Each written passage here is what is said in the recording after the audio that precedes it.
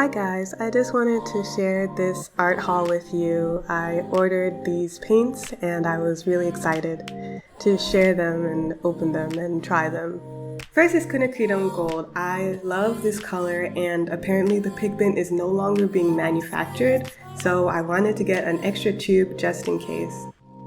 Next is madder brown. I kind of got this as a burnt sienna substitute. It's supposed to be very transparent and warm, kind of pinkish, so I think it'll be good. I also got translucent brown, which is also a warm brown but not as warm as madder brown. So this tiny thing is quinacridone violet. It's from Winsor & Newton's Twilight limited edition set. And the only other manufacturer is Daniel Smith. Finally, Daler Rowney, I got a burnt umber. It's a basic color, but I never tried Daler Rowney before, so I wanted to see what their paints were like. I also got this mixed media paper from Hanemühle. It's made out of bamboo, and it's actually really great for watercolors considering the price point, which is pretty cheap. The first thing that I do when I get new watercolors is I make a swatch. These are all of the swatches from all of the colors in my palette, and they help me to know the transparency, how staining it is, and its dispersion in water, which is really important. So let's make some pans. The first thing is you have to know what is the pigment number. This one is PO48 or pigment orange 48 for quinacridone gold. This is what I'm going to put on my pan. I'm using a waterproof trio marker here, and I write the pigment number on every side so it's really easy for me to see no matter where it is in my palette. So PO48 over and over again. Excuse my terrible handwriting.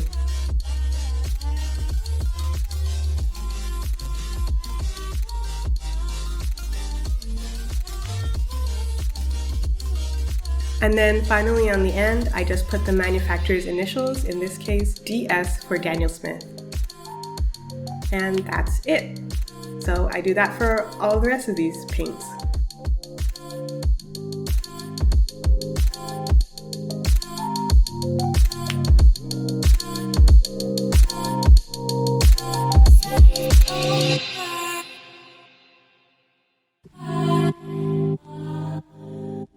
Alright, so we're all done. It's time to finally open the paints. Sometimes it's pretty hard, like with this one. And so what I do in those circumstances is I use some kind of tissue or a towel, and that normally works.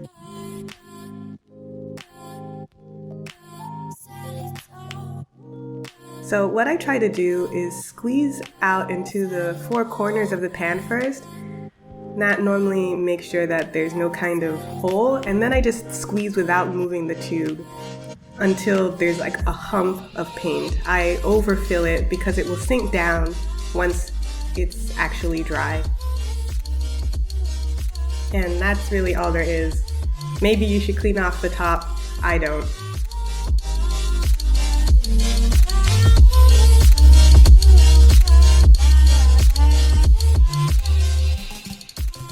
Now it's time to make the swatches.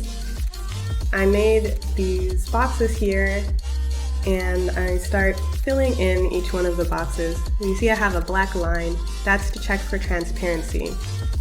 I'm going to paint over this line, and if the black line is covered up, that means that the pigment is opaque. I want to leave a little bit of space because I have another test that I'm going to do underneath this color swatch. So right now what I'm doing is putting clear water, and then I just drop a single stroke of pigment in and see how it disperses. So next is madder brown, and I do the exact same procedure as I did with quinacridone burnt orange.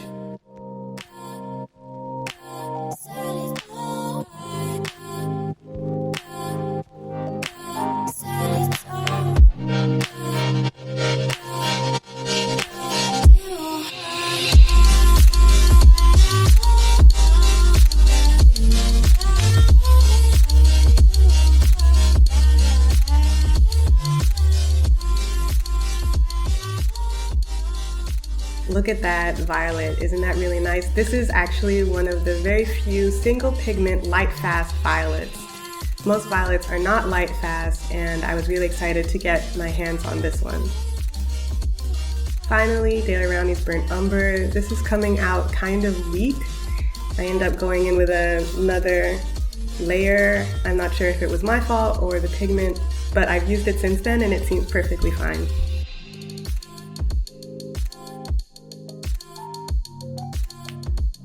What I'm doing now is just going in and wetting the bottom of the almost dried paint so you can see how easily it blooms. So this is what they look like dried. Now I'm going to add that second black line so I can compare the black line underneath the paint and over the paint. But all of these are very transparent colors, so there shouldn't be very much of a difference.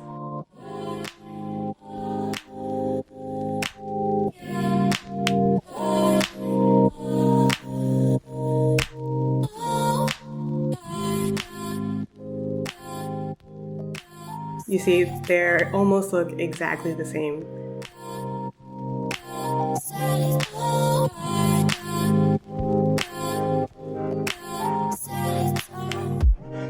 Now the last thing is lifting. I'm using a bristle brush and I swipe 3 times and dab with a tissue so I can see just how easily the different pigments lift. By the way, this has to be done 1 day later to make sure that the paints are totally dry.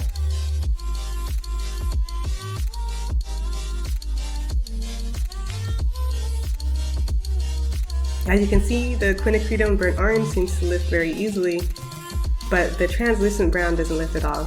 So now I'm going to do a painting with all of my new colors. I got these colors for doing portraiture, so that's what I thought I'd do. I start with a purple underpainting using the quinacridone violet. I was kind of scared to use this technique because I haven't used it very much before, but it really helps to be able to only think about your shades instead of having to worry about color at the same time.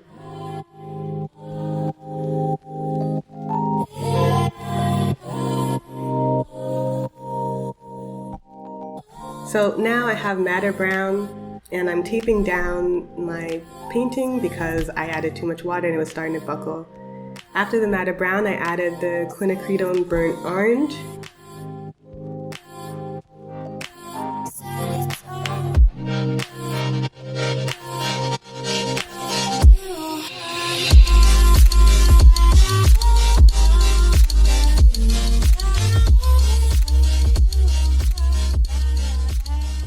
And now I'm using the translucent brown, which you can see is a little bit cooler and darker than the quinacridone burnt orange.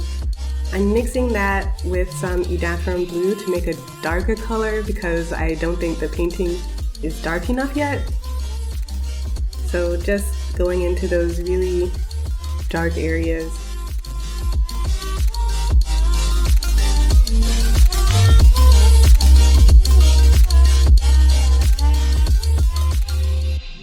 Finally, I'm adding a little bit of the madder brown and quinacridone magenta to make her pink and adding a shirt and the background. And that's it. So I'm really happy with these pigments and I hope that you guys enjoyed this art haul and learned something new. Thank you for watching. Bye!